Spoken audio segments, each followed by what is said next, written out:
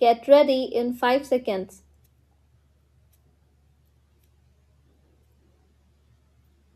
Start. Sir, the question of any other government coming and spoiling the economy does not arise. During 1990 to 97, our interest burden only has gone up from 2600 crores of rupees to 14,000 crores of rupees. I have just put the figures before the house. This burden will just go up, and a stage will come when, like Mexico and Brazil, our currency will cease to have any meaning. We are going to a stage which is very dangerous. Future generations will not excuse us. It is like a family. If the father squanders away all the money, the children will not excuse him. It is like this: we are squandering the money which is in our hands. We are squandering the money which we can borrow.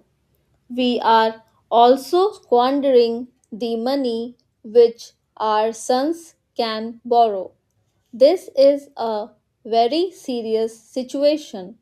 I want to draw the attention of the finance minister to it.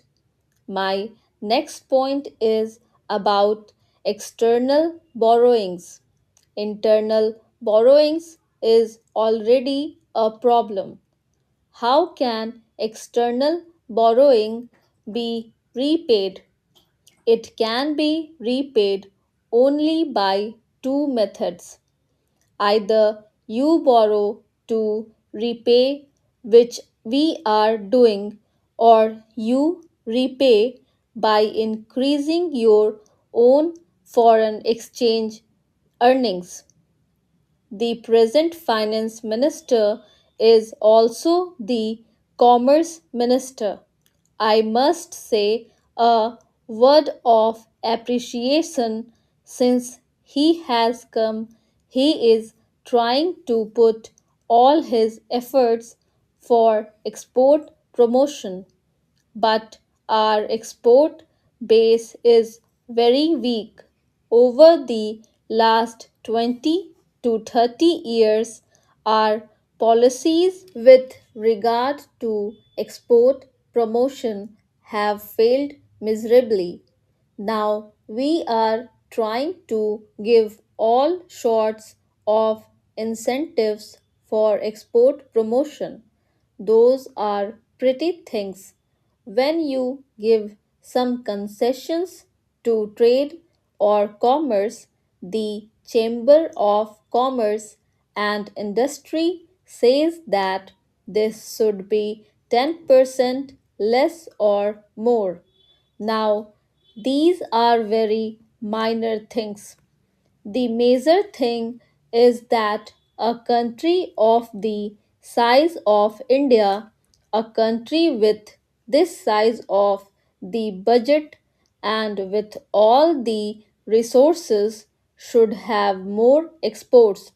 We never tried of saying that we have the third largest body of intellectuals in the world of scientific and intelligent manpower.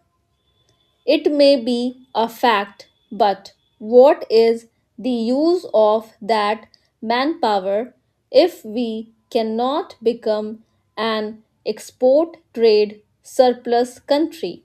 Small countries like Korea and Singapore have increased their exports tremendously.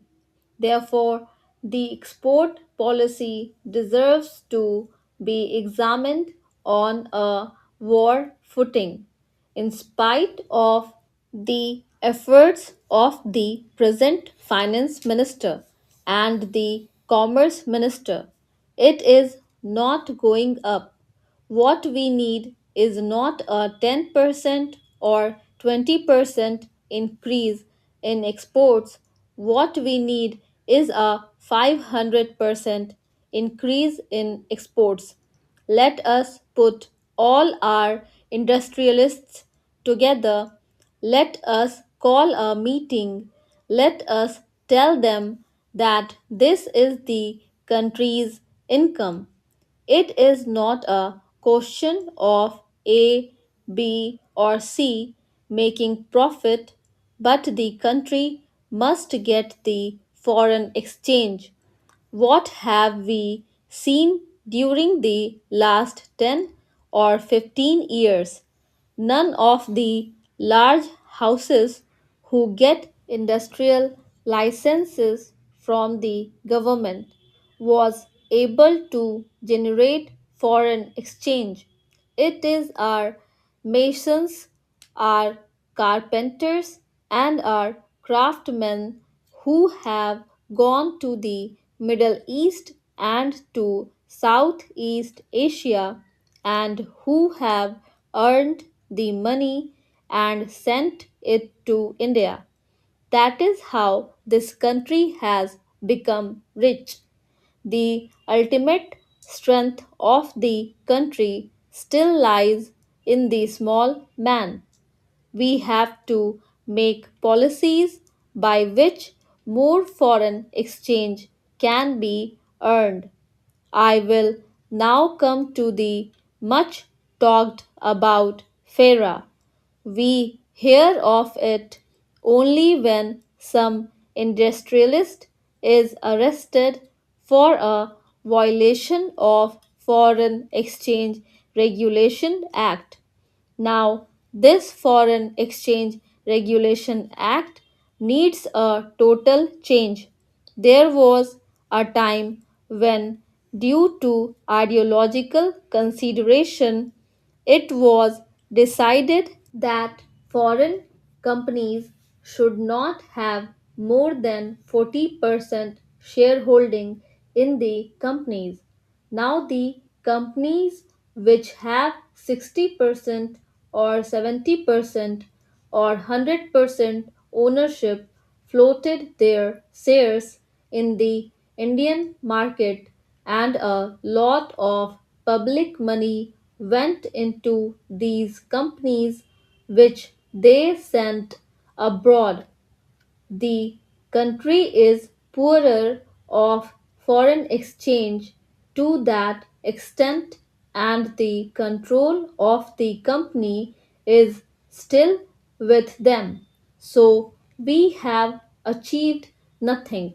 The Foreign Exchange Regulation Act has totally failed.